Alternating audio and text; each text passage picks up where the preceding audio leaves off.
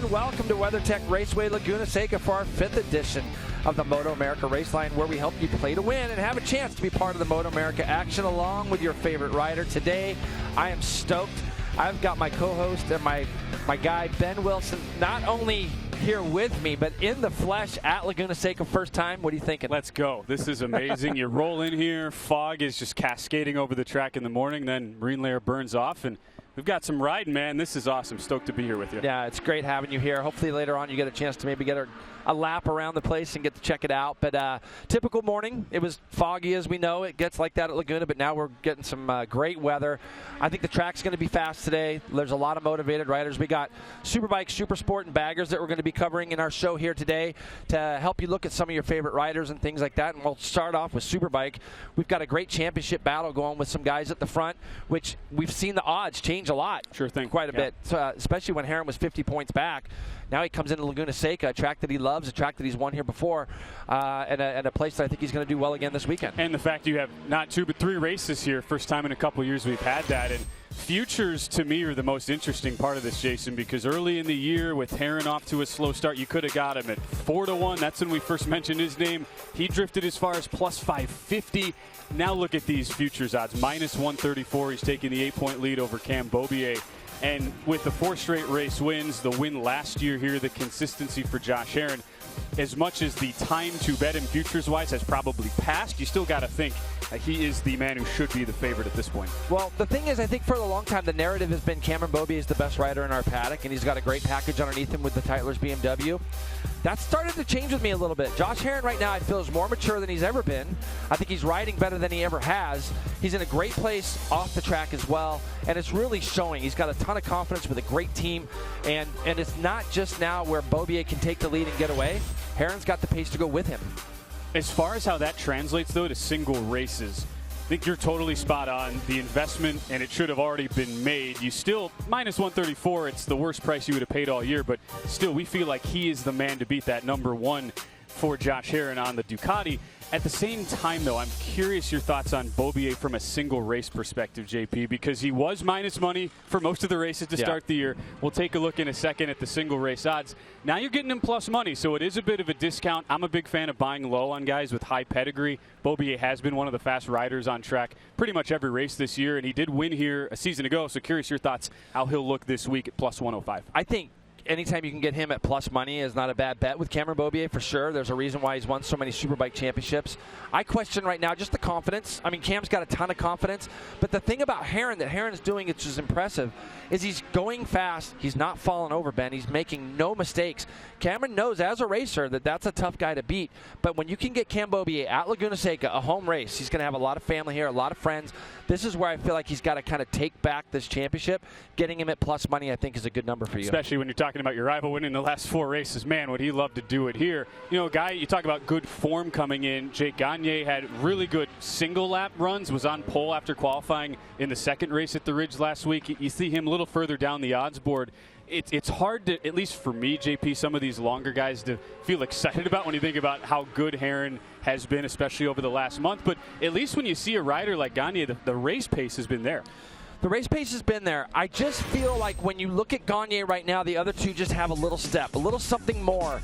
And so, like, when you look at that, for me, Gagne's still long odds, but he's getting better as he goes, as the year goes. When you look at our Superbike head-to-heads here, first thing that jumps to my mind here, you got to take Escalante at the plus money over JD Beach. We're talking Superbike to stock 1,000. This is a thing that we have seen a lot this year, these head-to-heads, where JD Beach just isn't on the same machinery. Escalante has gone a completely different way, Ben, with his setup underneath that canopy, even to his teammates Sean Dillon Kelly, and he had some good pace up at the Ridge. I expect him to carry on that pace here at Laguna. And even if you just compare this season, Escalante has outperformed Beach 7 of the 8 races, but because he did not score a point the first race at Barber, naturally the championship standings a little bit skewed, and that's what these odds makers are looking at. So I'm with you, that's a misprice. As great as Beach has been, he leads the stock 1000 classification within the Superbike, but that to me Should be at the very least flipped, if not a little bit Yeah, it heavier. should be. You're exactly right. It should be flipped. And you got to remember last year, too, Escalante was hurt early in the season. So a lot of the odds makers are looking and seeing that he wasn't even competing at this time last year. I think this might have been his first race back from a serious injury.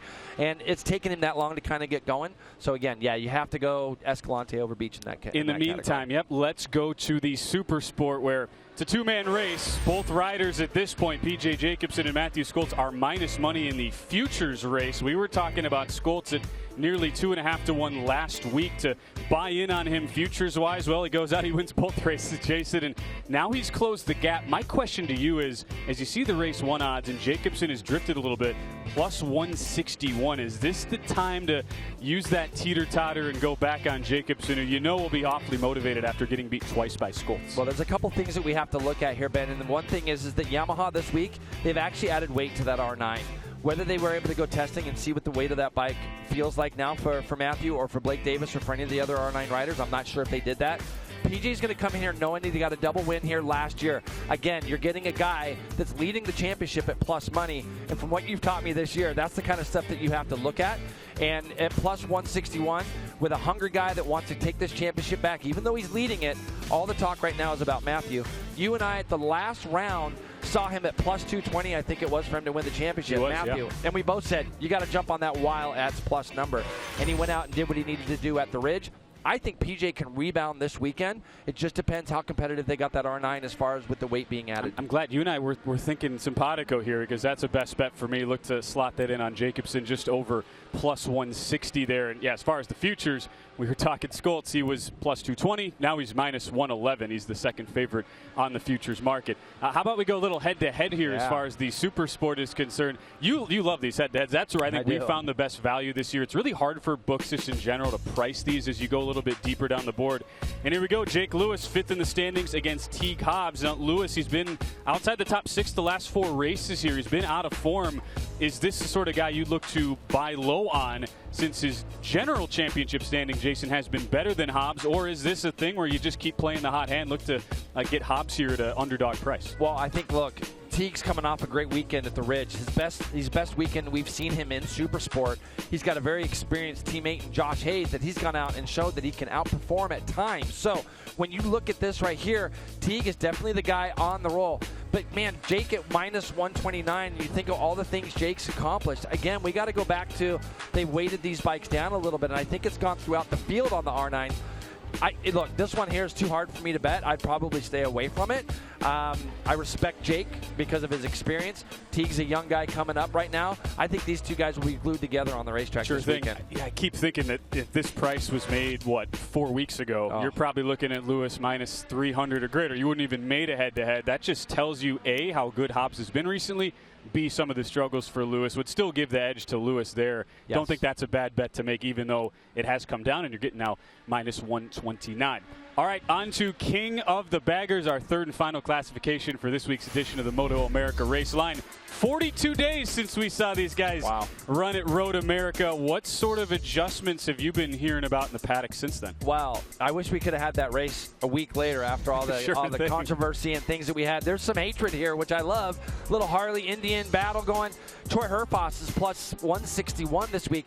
Look, Kyle Wyman, you can't say enough about him. There's 3 tracks that I think Kyle does really well at. Daytona, he's been historically good there. He's been historically good at Road America and here at Laguna Seca. He's coming in. He's able to free ride a little bit. Harley's coming off some testing that I know they've done. I don't know if Indian's done any. I know Indian's hungry, though. But if I can get Kyle at plus 170, almost 2 to 1, I'm going to take him, I think, this week at that number. No disrespect to anybody else. I just know how good he can be around this track, and I know how good that bike can be around this track.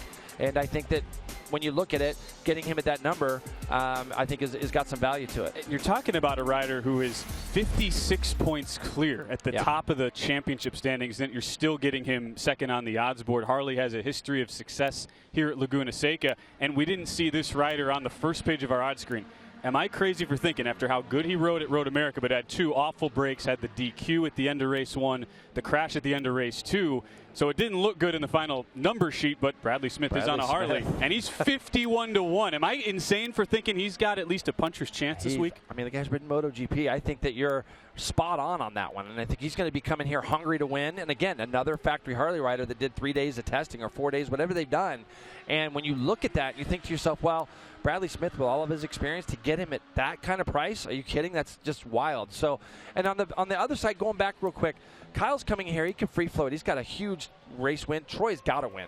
Like, basically right now, Troy's got a lot of pressure on himself. He has to win. It would make total sense that a guy like Bradley Smith could come in here and just spoil the whole apple cart for everybody. And it explains a little bit the pricing. You think about the desperation, the reason why Herfoss is priced the way he is as your race favorite. Let's wrap up the show. Take a look at our final head-to-head. This couple riders who have been, at least in Hayden Gillum's case, really been in good form. He's clawing his way back, struggled at Daytona back in March, but he's had a 6th, 2 5ths, a couple of 4ths. He won here last season. He's minus 112, but Rocco Landers coming off his second top 6 finish of the season, 5th and 9th respectively, these two Gillum and Landers in the standings. Yeah, I think when you say that about Rocco, he'd be really disappointed in knowing that he's only been top 6. This is a kid that's been up at the front in every class he's ever won, raced in MotoAmerica. I think he's got 60-plus wins total in his career here. He's not had the year he needs, Ben, both in stock 1000. He's on a Suzuki. He's a little bit under fire there because he doesn't have the right machine. Here, the thing that the Harleys, that this team specifically made a big jump at Road America, the bikes were faster. I expect both these guys to be closer to the front. I don't see really a lot of value in taking either one of them as far as head-to-heads go. I mean, the experience would tell you Hayden Gillum, he's going to have more track time this weekend too, being that he is riding 2 classes and Rocco's only riding the 1. These guys don't even come out till noon. So Hayden will already been out there. But again, the value there just isn't in it for me to pick either one of those two. Got to remember, Landers was a double podium finisher last year as well. Right. So a guy who has had good pedigree here at Laguna Seca. Can't wait for this. We've got some long shots. We've got some head-to-heads. I'm fired up, man. First of 3 days for us out here at Laguna Seca, going to be a blast. I love it, and I love the fact that you're going to come back tomorrow, do a little commentating in Superbikes session 2 for qualifying. It's great having you here, and hope you guys enjoyed the show. We'll see you guys. I think next one's going to be at VIR, so thank you so much for joining in, and go put some money on your favorite guy. No doubt. A reminder to check out NXTbets.com/PlayMA for more betting opportunities. This has been our Laguna Seca edition of the MotoAmerica Race Line. For Jason Pridmore, I'm Ben Wilson. We will see you next time from Virginia.